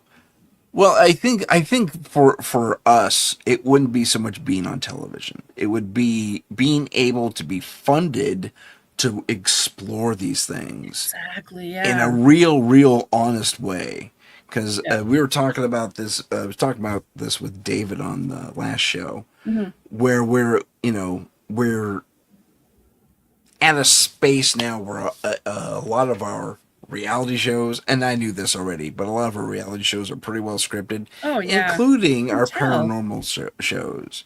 A good example is Ghost Hunters. Not to call out Ghost Hunters because I know the Taps guys are legit. They are actual ghost hunters. It's the producers. It's people behind the producers. You're right. Their first year, they had like 5 EVPs throughout the first season, and so it was really kind of a no. So producers stepped in. They said, "Let's ghost it up. Let's chase a shadow over here." Oh, did you see that? I mean, and they made these poor guys jump through so many hoops. Yeah. And they were just trying to satisfy everyone, and I get that. And that's a hard thing to really turn down because you're getting money for your likeness rights. Yeah. And you get to keep all the appearance money you're suddenly getting, being speakers at different events. So it's a hard cash cow to turn down. It really is a difficult cash cow to turn down, especially when you're living paycheck to paycheck. I mean, plumbers make pretty good money, but still, But that's what I liked about the first season. They so told us the authentic. history that they were plumbers, and they started experiencing things that they heard clients telling them. And then, it wasn't always with every episode. Sometimes they say, "Sorry, we didn't find anything." And I'm just like, yes. Yeah. Like, a legit. Yeah. It's still a great show. Like all those shows are like, they're very, very interesting. But the first, I just loved first it. Season was the best. Yeah, I agree. Yeah. Oh, and in the first season, just like you and I have both experienced, it was the plumbing. And thank God they're plumbers. They say, you're hearing this, watch this, and they fix it. Yeah, exactly. They did it a couple of times. So that was great. Yeah. And it's just how they would explain things. They would give them like, do you hear anything here? Here's a photo, here's a video clip, whatever. And then explain why they didn't think anything was there. It's kind of like the total opposite of what all the paranormal shows were. Exactly. But I loved it. So, me too. Fantastic. It was refreshing. Yeah. Yes, it was. And it is a business. They have to make money. So I get it, but at the same time, I mean, and that's why the Grant was it Grant who left? Yeah. Grant left, and the other guy stayed on. The other guy stayed on. Just I'm sure he got some sort of compensation to stay on, but I know Jason was on the verge of leaving anyway. So I think it was a matter of just stay on, get the new generation on board. Yeah. And then he disappeared for a bit, and then they brought it back. I haven't watched the new one, though, because I'm too afraid to be disappointed again. But still, I'd like to definitely put it out there that we're coming from a place of truth. And I'd like some better coverage because... even if you do have 7 cameras, that's a lot actually, but you're always going to be missing coverage. So I want one shot from way far away. So you get the wide shot. So this is the proof we're not hooking something up. There's not a grip going with wires. Right. Yeah. Doing the marionette thing. Crazy stuff. Just crazy stuff. Oh man, but yeah, I think that would be awesome. So, any super producers out there want to get on board? We're available, Yes, and we you'd are. have an international team, which is Yeah, great. Canada and the U.S. and Canada, U.S., England with UK. Yeah, Tommy, yeah, UK, excuse me, with Tommy. yeah. Yeah, great. And we could probably bring on one or two others, although I don't know any other, for lack of a better term, foreign investigators.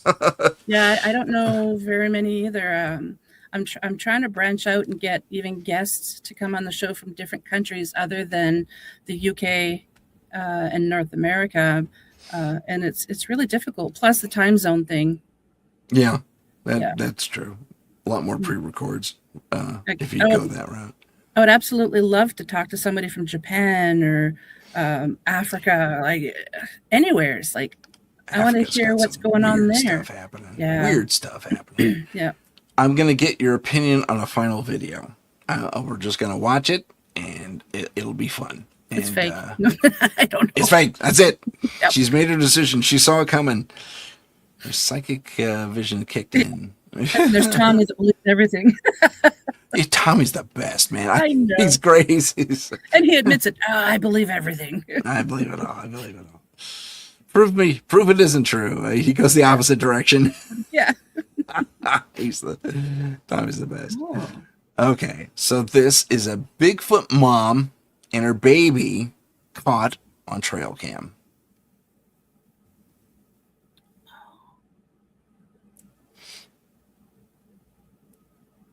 That's incredible. I'm going to zoom down to the feet too. Look at that. Look at that. Look at that. That's amazing. That's crazy. Yeah. And the eyes. Yes. And there's no artifacts in the eyes. One doesn't blink out or anything like that or change color or anything. And look at mom. Look at mom here. Although I think it may be an uncle because I'm not seeing breasts, but I could be wrong. Because I'm trying to see right by the ankles if, if Crap, it looks Tim, like you hit the wrong button. Hold on. Let me go back. Let me go You forward. can't here. talk. You can't do the show. I know. No, it's not do Tim. it. It's Tom. It's Tom. Yeah, bastard. Son of a. Where is he? Where is he? Where is he? Oh, come on. Come on. I have so many. Where is it? Oh, my goodness. It's embarrassing. I can't find him. I didn't delete it or something on accident, did I? Oh, no. God, I hope not. That would be stupid if I pulled that off.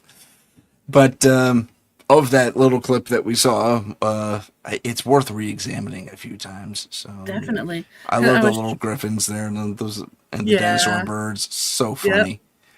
So funny. Morale. Oh, here it is. All right.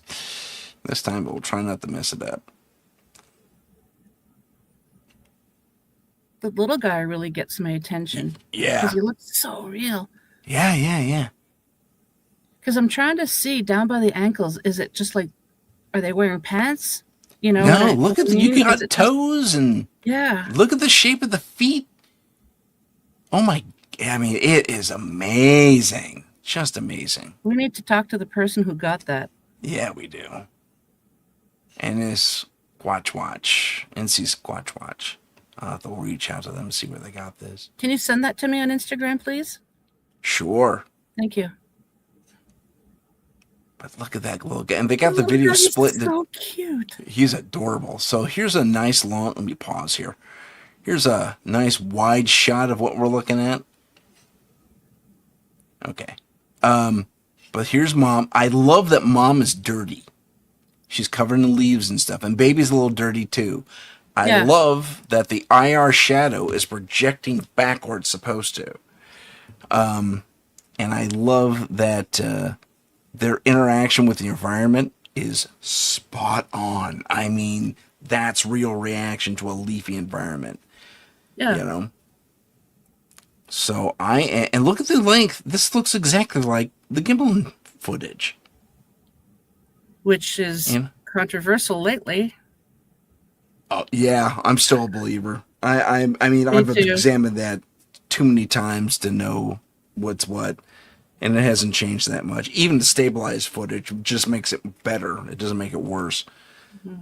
It's just amazing. The little guy's so cute. He's adorable, isn't he? I want to bring him home. Will you be my friend? I'll boop the snoot. You boop the snoot. You getting booped, little guy? Yeah. You know what? I think I'm running on the wrong piece. Yeah, my power's down to nothing. Hold on one sec. Oh, gee. Yeah. Oh, we're lucky we've been on the air this long. Let me cross over here real quick. Oh, no. Something kept us on this long. It's supernatural. It's supernatural. Well, it's good to know my computer can handle this kind of thing. Oh, as I cut myself off. So, there we go. I have to say that does look real. I'm convinced. I'm willing to give a little bit of leeway, enough leeway to them anyway, to say someone took their time. It could be people in costumes, but at the same time, that little guy, no way. That's no kid would be that patient. And the more, dare I say, animalistic response is perfect. He's not dancing around like a little kid would. Yeah. He's cautious. He's following mom or dad's example, being quiet, looking around, being cautious. I have seen little kids, they're with their mom or dad, and they're just kind of like looking at the surroundings, like, what is all this? And he's kind of doing that, but it's just like, that looks real. Yeah, that looks. I hope it is. I hope it is too. Do you know where this was taken? You said it was a trail cam, but do you know where it was taken? This guy says so. I don't remember what it is, but if I contact the NSC Squatch Watch guys, we can go from there. Yeah. So, yeah. But anyway, I wanted to show that to you before we went off the air and get your take on that. What a great way to end the show. Yeah, it's really cool stuff. that little guy. The little guy's the best, isn't he? Yeah. Oh my gosh. There's some really cynical people. I'm just reading one of the comments that's on the thing over here. And it's like, come on, dude. Grow up. Anyway, so, ladies and gentlemen, my name is Tim Sedano, as it says so right there.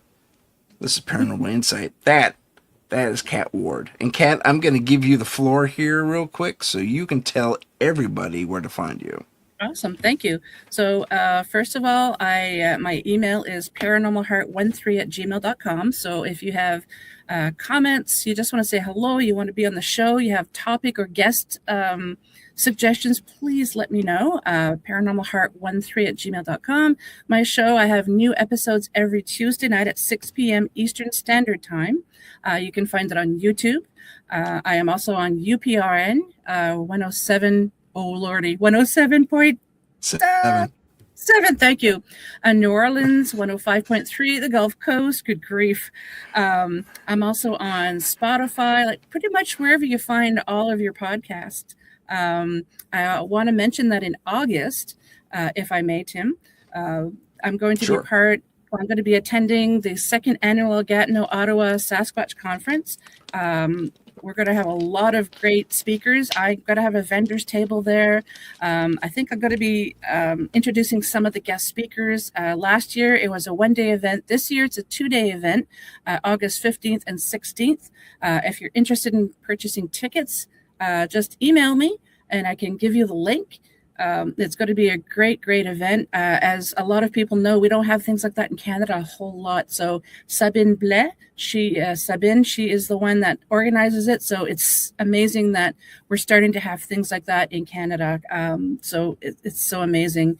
I do know that Ronald Murphy, also known the Crypto Guru, is going to be one of the guest speakers. And I am so sorry I'm forgetting the other speakers, but they're mainly from Ontario and Quebec, so Canadians. So it's going to be a great event. So thank you so much for the opportunity, Tim. Not at all. Thank you for being on the show, Kat. It's amazing to have Anytime. you on the show. I love All it. right. So, ladies and gentlemen, once again, that's Kat Ward. My name's Tim Sedano. This is Paranormal Insight, and we will see you next week on the show. Have a good one.